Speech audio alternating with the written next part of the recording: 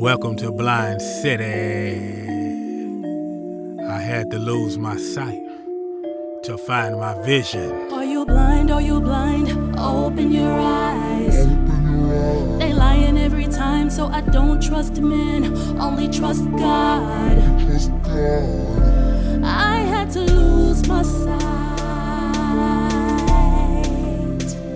before I could see the light.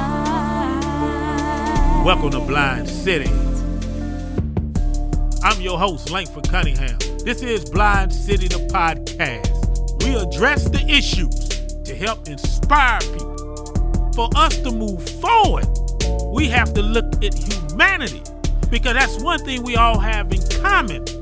This racism crap has been embedded in America's culture and history. We can't keep passing on this disease to the next generation, because then we're at fault. So we have to stand for something.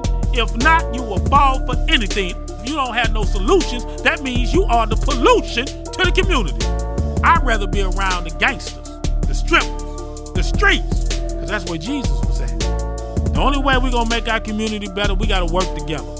I'm keeping it 100 today, Blind City. This your host, Langford Cunningham. Let's talk about it. The most dangerous man on the planet is a blind man with a handgun. Welcome to Blind City. I'm your host, Langford Cunningham. I had to lose my sight to find my vision. We are the therapy for the streets. I have a special guest inside Blind City. Matter of fact, he's not a special guest. He's a legend. He's a soldier on the front lines. And I'm in the foxhole with him. And we're going to hold down the community and change lives and inspire lives for Michael Brown Jr.'s name. We got his father in the building. Michael Brown Sr. inside Blind City. How you doing, bro? I'm doing all right, brother. That's great. I thank you for stopping by the city, man. I really appreciate it. Let's get right to it, bro. It's a lot going on. A lot of people upset in the community. And us being upset, we probably can't understand where you at, though. If we upset, we know you might be a little hot as well. How you feel about what went down this past week? Well, definitely, I think it's a bunch of bullshit, to be honest with you. We didn't get a proper investigation. The investigation that they pulled off was from a previous prosecutor. I feel like all that should have been scrapped, thrown away. Exactly. New evidence should have been shown. It's a lot of loopholes that's going on. There's a lot of lies and stuff that was put out there, and I felt disrespected again in my face. You know, as this man sit down and run down a bunch of crap to me. You know. Exactly. So that's how I kind of felt, and the community felt as well, because some of the volume, the tone of the street is, right. This whole man ran his campaign off your son's legacy. Am I correct? Yeah, I helped him get in. I didn't even know that. See? So, yeah, man. So that day, I guess, did you meet with him when all this came about, before he gave you the information? Yeah, I met with him that morning. Meeting lasted about 2 hours. Got there about 10. I think I left about 12:30, something like that, 1 o'clock. Right. I had my attorney Gray, Anthony Gray, was in the building with me. He ran down a bunch of evidence that he thought that was accurate. I had Gray there to counter everything that he was saying. Exactly. Because it definitely didn't make sense. And there was a few things that, words that people be using, different words. You know, you definitely want to have the right definition before you respond to it. Exactly. So he played his position well. Yeah. But I knew before the world. I knew before the world knew what was going to happen. And did he state anything in his defense why? Did it? Because he did an interview. I don't know if you heard it on the radio. Did you hear that interview on the radio? He did an interview on the radio. Recently? Recently on hip hop station, FM, and it was with at 3:00 in the afternoon yesterday. Yeah, and he was addressing why he took his stance. I didn't hear it, but I think the volume of the street, the tone is. I know Demetrius Johnson addressed it on his show Sunday. It's like, why you just didn't start a whole new investigation? Why you just didn't go interview people, get back in the community, follow up? And then he spoke on the documentary that came out, Strange Fruit, that addressed some of these issues. And it seems like he just went in there and did a 5-month investigation off an investigation that was already done by, I don't even want to say his name, but you know how the black community, he never respected our community anyway. Right. So I'm just going to let you know, brother, we're going to ride with you, man. And Blind City is here for you, whatever you need us to do. And we're going to talk more about what you got coming on. Is it this weekend? Yes, it's Sunday. This Sunday. Okay. Can you kind of let the citizens know what all events are taking place? We definitely do our regular program, August 9th. We have the media out there, and we do our little speech. We have a little program that we do, almost the same as every year. Okay. And they added some different stuff. They got this virtual experience panels that's going to be going on with celebrities, different celebrities. That would be from, I think that's from 12 to 7 that evening. Right. And, that'll be going on. We definitely want people to donate to help us keep on pushing forward with this mission. Okay.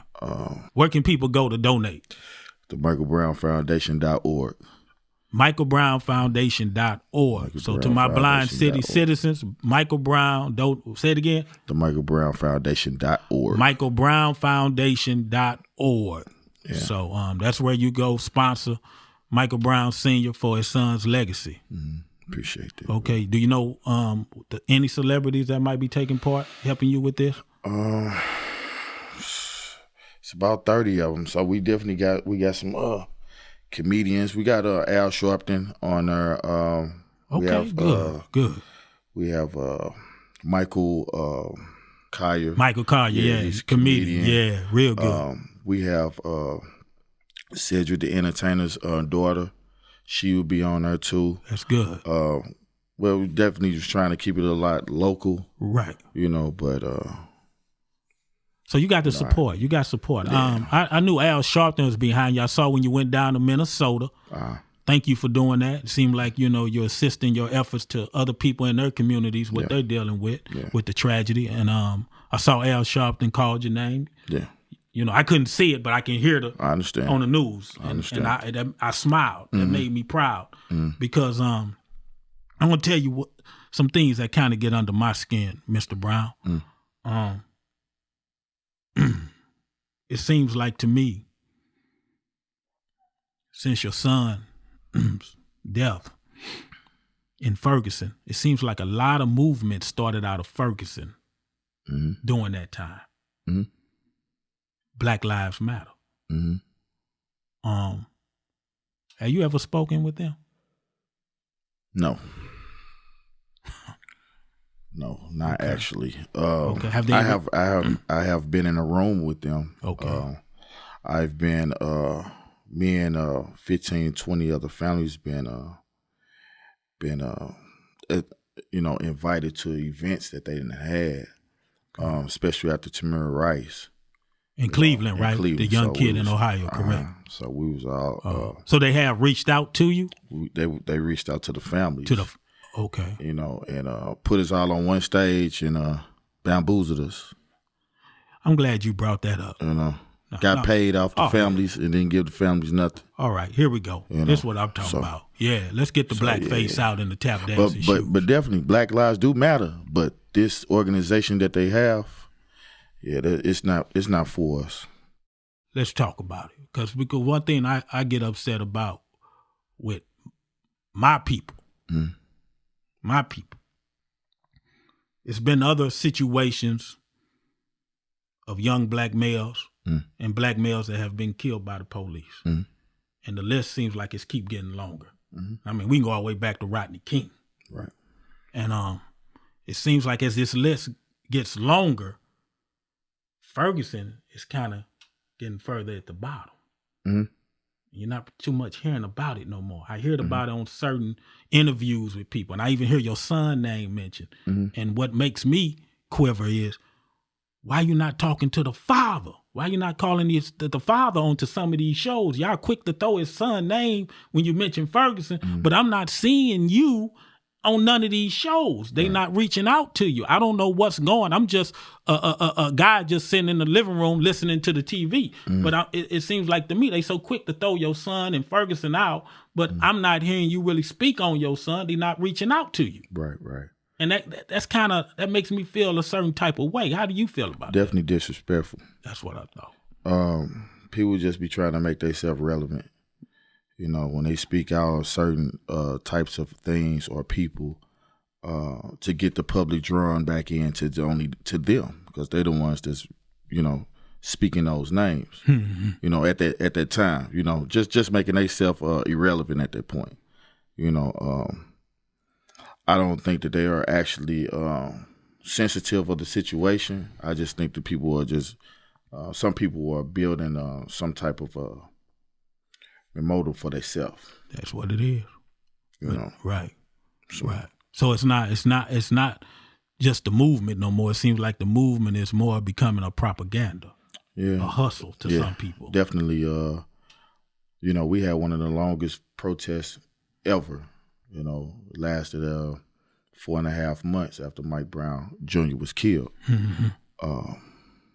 You know, when certain people see black folks united and doing something that's positive, that could be an eye opener for the whole world, they seem to want to bring some money in. Right. You got a lot of people that never had nothing, but at that point, it meant something to them. You know. Right. So it's easy to shut our people up with some dollar bills. I get it. And it's easy to start back, you know, confusion and conflict, you know, of our people in the mission that we got going on over some money. So right there, right then, when they threw those dollars in, it destroyed it. Changed the game. You know. Now, when you were in Minnesota, when you went down there, tell me, what else did you do when you was down there? Did you go into the streets, support that movement, or did you meet with some of George Floyd's people, or what? Well, definitely when we were down there, I did a few interviews. We went down to Ground Zero 4 or 5 times. How was the feeling down there? The energy was high. Okay. You know, definitely brought back all the feelings that was going on in 2014 all the way up until now, because I still have the same feelings. Right. You know, the energy just is, it could be overwhelming, you know, so, but the people were getting along, you know, people were standing united together. You could tell that they had a little bit different of an organization and with the people on how they made moves. You would see buildings that have letters in the window that would say, "Hey, this is black owned." That would pass that building up and burn the next one. Wow. You know, so it was just I just feel like, you know, the people were standing together. They just weren't burning everything down. They was trying to keep at least their community of businesses, of black folks, businesses still alive. Exactly. You know, so right. You know, but yeah, and I didn't meet with the family. Till I got to Houston, because, you know, sadly, when we lose our loved one, the media wants you everywhere.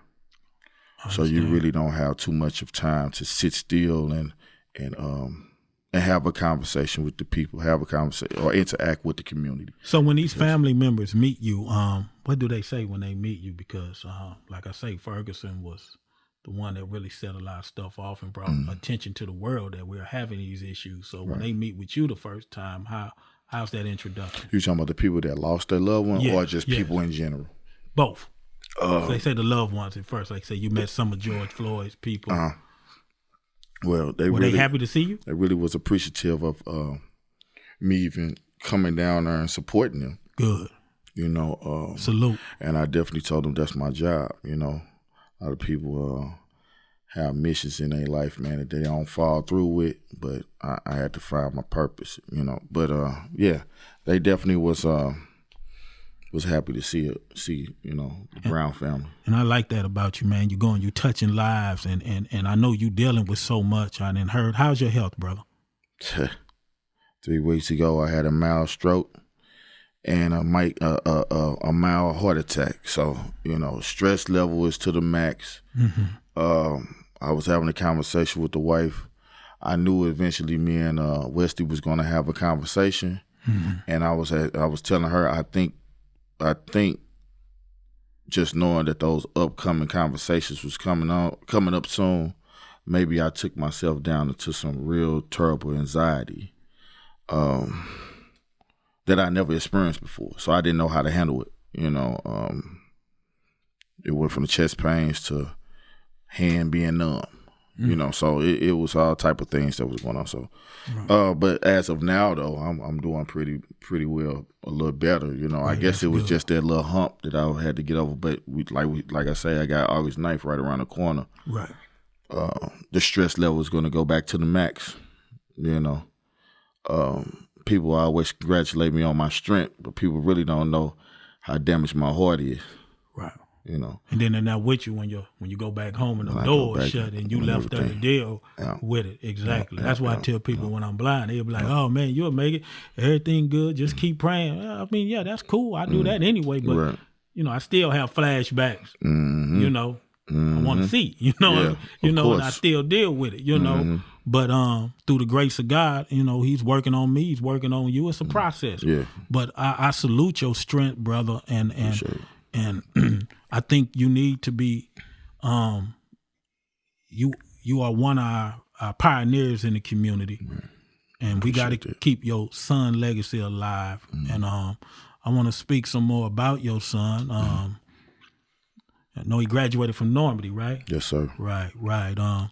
What was some of your last conversations you had with him? You remember sometimes? He was basically a jokester. So, you know, he graduated actually from the Powell Center. Okay. 2 weeks before he was killed.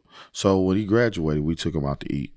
Went to a little restaurant in Ferguson. It's a Chinese restaurant, right past Suburban. Almost before, in between, you get to Chambers and Suburban. But he wanted to be this old rapper. He was telling me he wanted to be a rapper and all this. Oh, he wanted to rap? Yeah, I told him you going to school. Right. So he kind of got upset with me. So that was kind of like one of those father and son bump heads. Yeah, I do it with my, you know. But he told me he was going to be bigger than Lil Wayne and, you know, other rappers and stuff like that. You know what I'm saying? He got skills. I'm like, man, you going to school, man.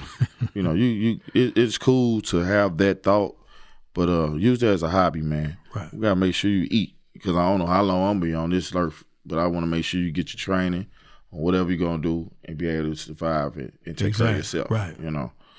But, yeah, that was one. Did he play sports? Did he ever play sports? He played football. He played football. Mike played instrument. He played trombone and the clarinet. Oh, man. Yeah. So that's amazing, bro. Yeah, he played those in junior high school up until he was in 9th grade going into 10th. So, yeah, he was very active. Right. Mm-hmm. That's good. That's good. So what are some things you want to just try to with Ferguson? Because Ferguson will always be connected to this. I did reach out to the new mayor before I had you on the show. I wanted to interview her when she got elected, and she never replied. And you know, I have a problem. You know, we people put these officials in office, man, and they want to avoid people who may question their stance. Right. And I feel if you are politics and you believe in what you telling the people and you standing on it, no, you supposed to meet me at the center of the circle. Right. Like the UFC. Right. And if you don't meet me in the center of the circle, man, you don't represent who you say you are. Right. And that's what I got a problem with Mr. Bell. That's why people are upset, bro. And I'm telling you right now, you either come on my show or you go on Demetrius Johnson's show and you wrestle with us while you took that stance, bro. Right. Quit getting on shows that people are going to compromise with you. Stand on what you said you was going to do and break it down. They're not really trying to create change, bro. No, man. They just trying to keep their job. And that's the problem I have with these politicians in our community, man. Mm-hmm. And it's sad because St. Louis, man, we're a Republican state.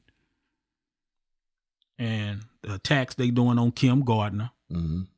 you know, it's ridiculous, bro. Mm-hmm. Because she puts out an extortion list of crooked cops. Oh, yeah. She doing her job. That's what makes her dangerous. That's what I'm talking about. Now, they say it was about the governor when she got the governor out. I think that caused a little friction, but I think when that extortion list came out and she's showing the police, no, any of these cops bringing charges, I'm done with it. I'm not going to take them. I'm not even going to consider it. You know what I'm saying? And then that's where all the hate start coming in. So, you know, man, we just got to start looking out for ourselves, create our own pathway like what you're doing. And you got these events coming up. What else do you want the community to understand and support you on your mission? What other ways? Well, definitely, you know, we've been doing this stuff ever since everything happened in 2014. So we be putting on different events, you know. Just trying to get back into the flow of the different events that we were doing. You know, it was just with the money being short, you know, as far as the donations, people kicking in, because for the last three years, we was coming out of our own pocket, you know. So I feel like we done it enough, you know, and we've been doing the work. I just feel like we need to be seen by the people that has not seen the work that we have done, that want to help us, you know. So, you know, we're not gonna stop the movement on what we're doing. Right. Me personally, I don't care if everybody else throw their towel in. I'm not stopping. Even though 3-4 days ago I was ready to call it quits. Yeah, you get to that. I'm be honest. No, I was ready to call it quits. Right. Fuck it all. You know. Right. I'm done. But I had a conversation with a guy named Cortez Payne. Yeah. And shouts out to you, bro. He definitely told me, man, no matter what, you know, I've been knowing you since kindergarten, bro. But no matter what, you got people that want to be around you for their own fame, but I'm around you, man, because I love you, bro. He said, man, don't quit, bro. Once you quit, Mike's name will still be alive, but it won't be as powerful because you hold the same name, bro. And you can push it. That's right. Nothing against his mother, but y'all hold the same name and you can push it harder, and people will listen to you. You know, they've been listening. They won't stop listening to you. Well, no, he's named after you, though. Yeah. So I can't help but think of Junior, but think of Senior. Right. So that's legacy. So I definitely needed to hear that, because I was going to call off this weekend. I ain't care what nobody put into it. I was going to call it all off. I understand. I'm glad you didn't. Can't do it, though. You know. And that's why it's just so have important. To find that strength, that extra strength, man, to keep pushing forward. Right. And that's why it's so important, man. You got a good team around you, bro. You got people who gonna be honest with you, and they gonna push you when you can't. You don't feel like you can get up, you know, but they gonna pull you up. Right. And that's one thing I can say about the success of Blind City. I have a great team around me, because I have my days I spaz out, bro. Yeah, but they pull me right back in. And it's definitely good to have good people around you, man. Right. So, hey, like I say, I salute you, bro. I'm glad that you showed up. I'm glad that whatever I can do, Langford Cunningham, Blind City Podcast, you know, whenever you want to talk about something you got going on, or you don't feel like talking to the news media, because sometimes you may feel they don't get it. Right. They don't get it. Right. You can come here, I'm gonna get it. And you can express yourself freely. That's why I created this platform. And Demetrius Johnson kind of, you know, gave me that empowerment, because it's not enough black talk radio anyway. You know, white radio, they have multiple talk shows. You know, but we only have one or two, maybe three. Who? Freeman Bosley? Right. Demetrius? Right. Who else? And no disrespect to your staff, but that ain't Conan. Cool. So we gotta have more radio stations like yours that's doing, strictly to the facts, to the point, keeping it real. That's it. Thank you, bro. So that's why I set it up. Thumbs up for me. Yeah, we here for you, bro. We here from you. You can spread the word. Anybody else want to come talk, hey, come on here. Let's talk about it. Right. And then, too, they see two black brothers embracing each other and supporting each other. And it's good for our youth to see that because we set the tone. Definitely. They talk about the violence, the youth going crazy. Well, wait a minute. Mr. Brown, me and you, I'm 52. So back in the 90s, they were killing each other back then, the Crips and Bloods. Right. This black on black been going on for years. Right. This ain't nothing. These kids haven't done nothing new under the sun, man. Right. Had a guy tell me, well, they use the N-word all the time. But damn, Richard Pryor did too. Right. Richard Pryor had to go to Africa to realize I ain't a nigga. You see what I'm saying? So, man, we set the tone, and with us being here talking about it, being honest with each other, they seeing that. You see what I'm saying? Right. Damn, we can come together. We can talk about issues. Right. Even if we disagree, we still cool. Right. We don't have to kill each other. Right. So it's all good. Welcome to Blind City. We got Mike Brown Sr. inside Blind City.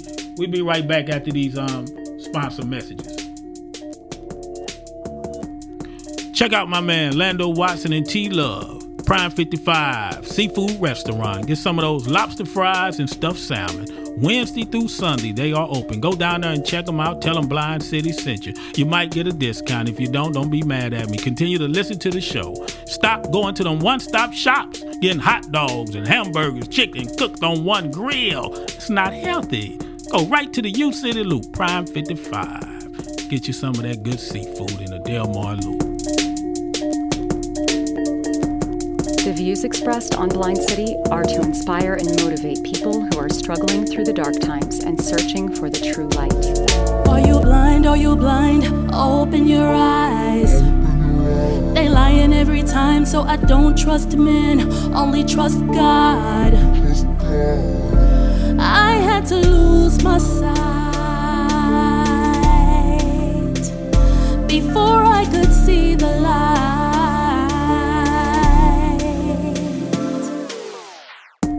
This is Blind City, the podcast, with your host, Langford Cunningham.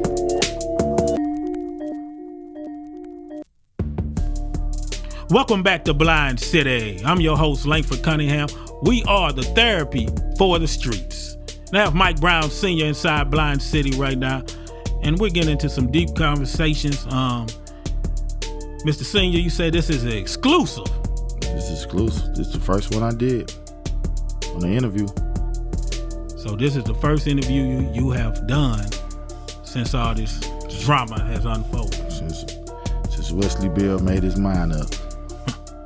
Yeah, I got the black face and the tap dancing shoes out. Hope y'all can see it. Know what I'm saying? But anyway, let's get right to the point. Mr. Brown, I had to lose my sight to find my vision, bro. And I went on my journey. It's nothing like your journey, because when you lose a child, man, my daddy always told me it's two things that you fear in life. Losing a parent or losing a child. And when I lost my daddy, that hurt me. And I just know with a son, I can't even fathom how you may feel. But my job is to let you know, man, I love you, bro. It's all love. I love you, your family, and like I say, our doors are always open here at Blind City Podcast, and I salute you for taking time out and giving us this exclusive. So when people look at this, you understand why we need these platforms in our community. Because some of those media outlets are not really for us, and they're not really gonna tell our truth. But you can come to Blind City and tell your truth. Like what I'm doing. When I lost my sight, I didn't have vision. But now, I see everything with these Gucci frames.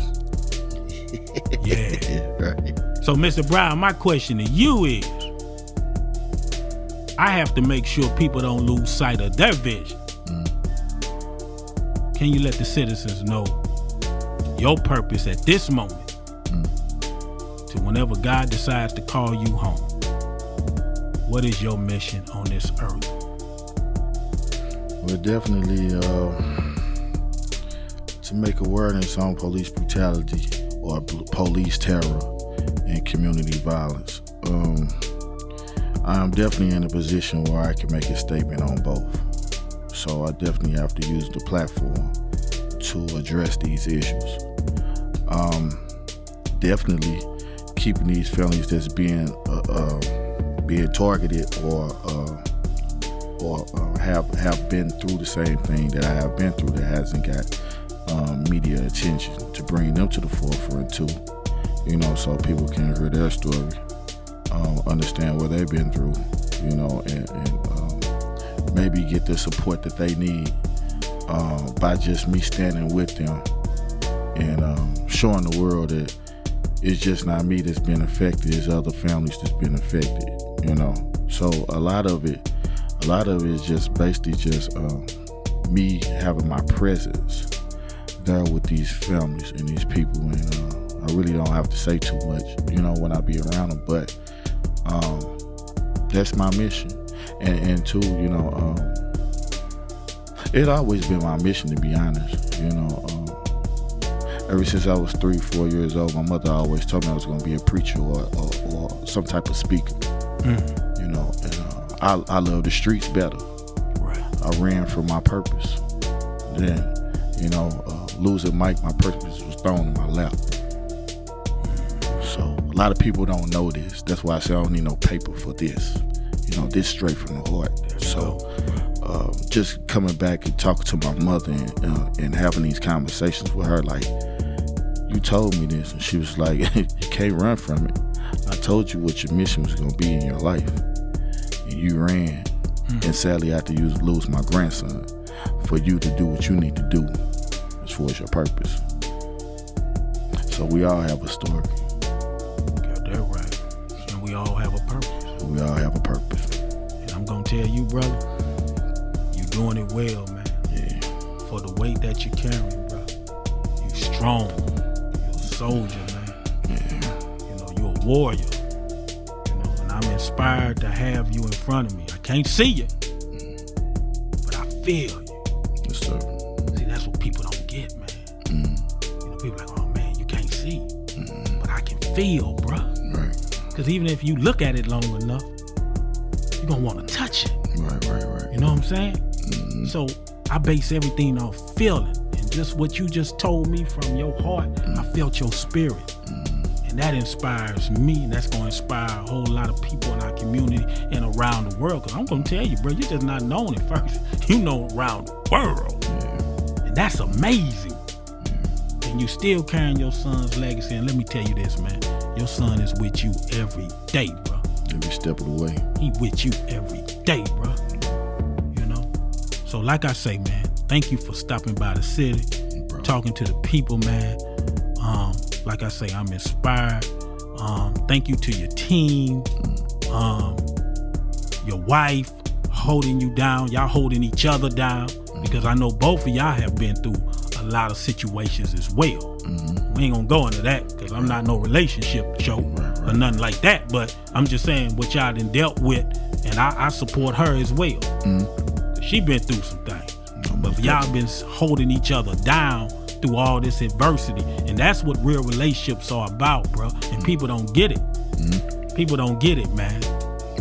They don't get it out here, bro. So that's why Blind City is here, so we can learn from the blessing, but sometimes the blessing is in the lesson. Welcome to Blind City.